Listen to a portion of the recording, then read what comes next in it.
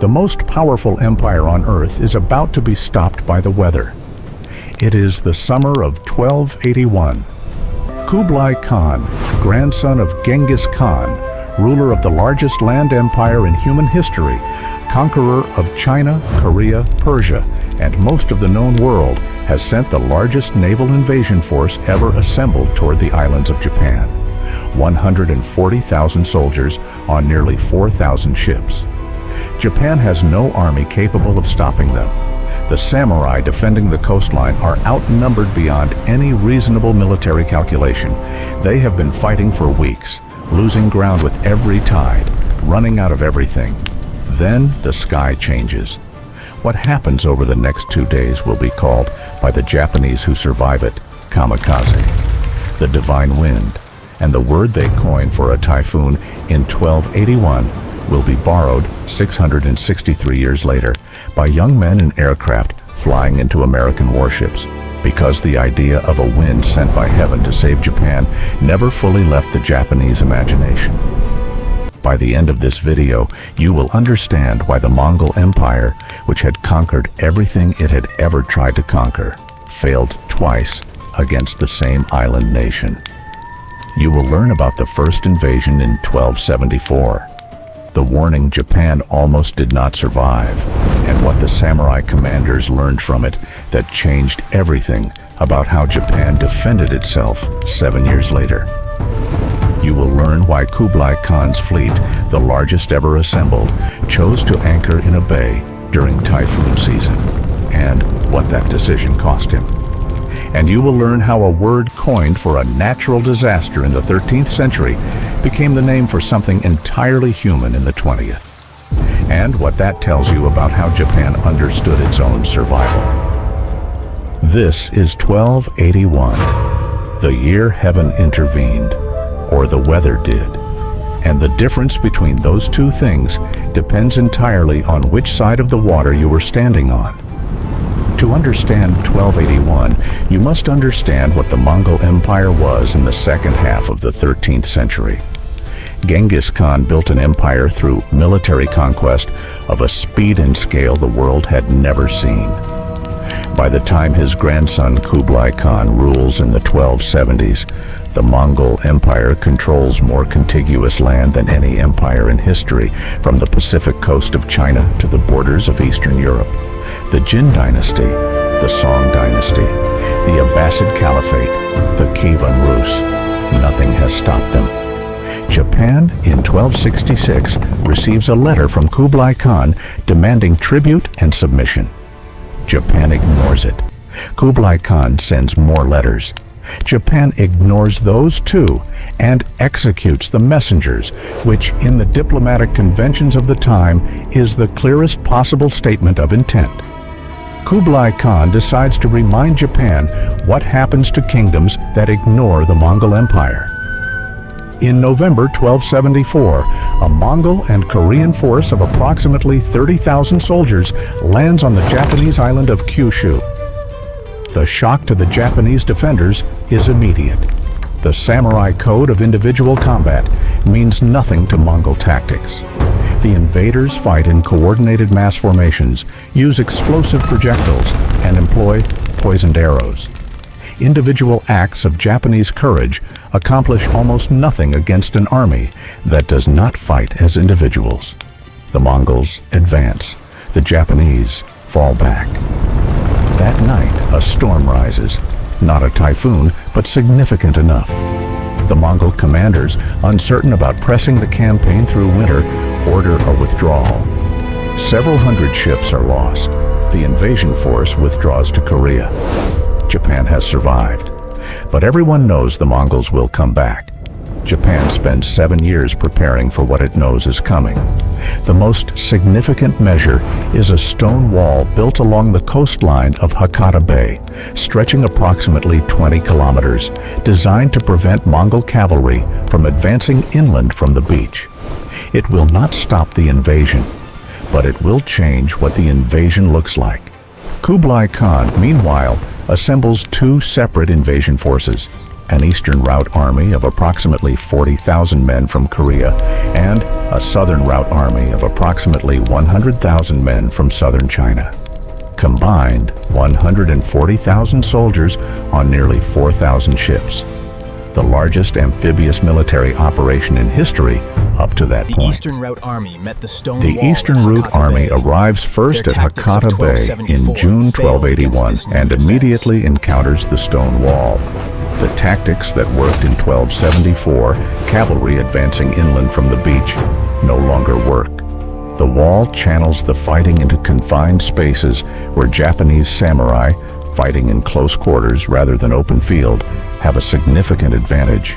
The Eastern Route Army cannot advance and cannot withdraw. It is waiting for the Southern Route Army before committing to a full assault. For weeks, the two sides fight a grinding battle along the wall, neither able to decisively defeat the other. Japanese samurai conduct night raids on the anchored Mongol fleet, small boats attacking in darkness, warriors boarding enemy ships and fighting hand-to-hand in a deliberate attempt to disrupt, demoralize, and destroy vessels before the full invasion force can land. These raids do not turn the battle, but they buy time.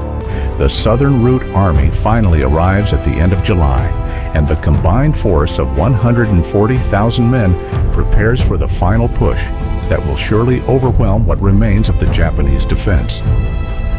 The combined Mongol fleet anchors in Imari Bay, south of Hakata, in late July and early August, while the commanders coordinate the final assault.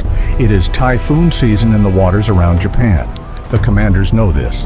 The decision to anchor the fleet in an enclosed bay rather than disperse it or seek open water is a calculated risk. The bay offers some shelter, and the commanders believe the final assault can be completed before the worst of the season arrives. On August 15th and 16th, 1281, a typhoon makes landfall on Kyushu. Contemporary accounts describe 2 days of winds and waves of extreme violence, exactly what the enclosed bay cannot protect against. Ships anchored close together in confined water are driven into each other, onto rocks and against the shore. The Mongol fleet, which was not built to withstand a major Pacific typhoon and which had been further weakened by months of campaigning and the Japanese night raids, is devastated. Estimates of the loss vary widely, but the most commonly cited figures suggest somewhere between half and two-thirds of the entire fleet is destroyed in the 2-day storm. The soldiers who survived the destruction of the fleet are driven onto the shore of Kyushu. Tens of thousands of men stranded without ships, without supply lines, and without any realistic prospect of rescue. The Japanese samurai go on the offensive.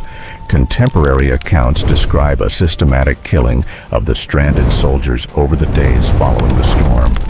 Korean and Chinese soldiers, considered to have been conscripted rather than willing invaders, were sometimes spared. Mongol soldiers were not. Kublai Khan survives to learn what has happened. He plans a third invasion. He dies in 1294 before it can be launched. The third invasion never comes. The Japanese understanding of what happened in 1274 and 1281 is immediate and consistent. Heaven has intervened to protect Japan.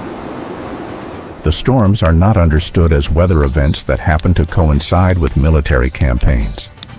They are understood as divine acts, the gods of Japan sending wind to destroy those who would violate Japanese sovereignty. The term that crystallizes this understanding is Kamikaze, divine wind. This theological interpretation becomes fundamental to Japanese self-understanding for 7 centuries. Japan is not simply an island nation that survived 2 invasion attempts. Japan is a divinely protected land whose sovereignty cannot be permanently violated by any earthly power.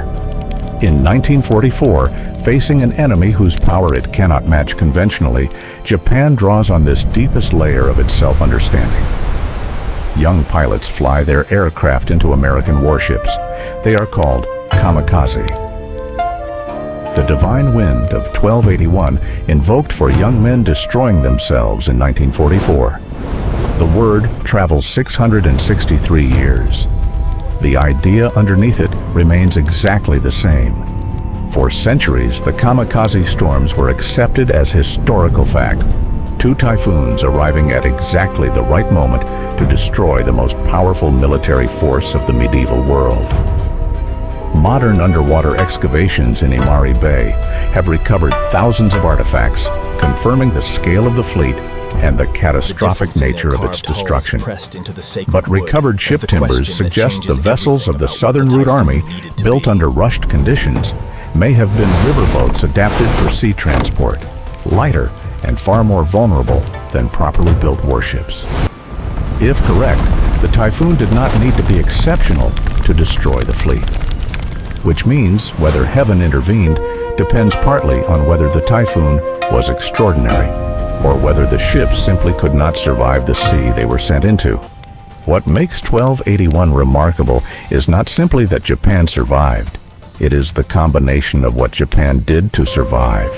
The wall, the night raids, the weeks of grinding defensive combat, and what the weather then did that goes beyond any reasonable military expectation. The samurai defense at Hakata Bay was real and significant. Without the stone wall, without the night raids, without the weeks of holding the Mongols at the coastline, the invasion might have succeeded before any typhoon had time to arrive. Japan's survival was not purely accidental, but it was not purely earned either. The typhoon that destroyed the largest fleet in history came at exactly the moment Japan had run out of time. Whether that timing was divine, coincidental, or the result of poor Mongol shipbuilding decisions is a question that archaeology and theology continue to argue about. What is certain is the consequence. The Mongol Empire, which had never failed to conquer a territory it committed to conquering, turned away from Japan and never came back. The divine wind, or the weather, had done what no army could. And the story Japan told itself about why it survived shaped everything about how Japan understood itself for the next 7 centuries, right up to the moment young men in aircraft decided that if the wind would not come, they would have to become it themselves. 1281. The year the largest invasion force in history was destroyed by 2 days of wind, and the word coined for that wind became, 663 years later, the name for something entirely human, because the idea of heaven-saving Japan had never been allowed to die. If this story made you think, leave a comment. Do you think Japan was saved by divine intervention, by luck, or by the decisions of Mongol commanders who underestimated the sea? Subscribe to the Vault of Numbers. Every week, one number, one story history forgot to tell you. The next number in the vault? A king took 300 men to a narrow mountain pass. He knew they would not come back. He went anyway. The vault remains open.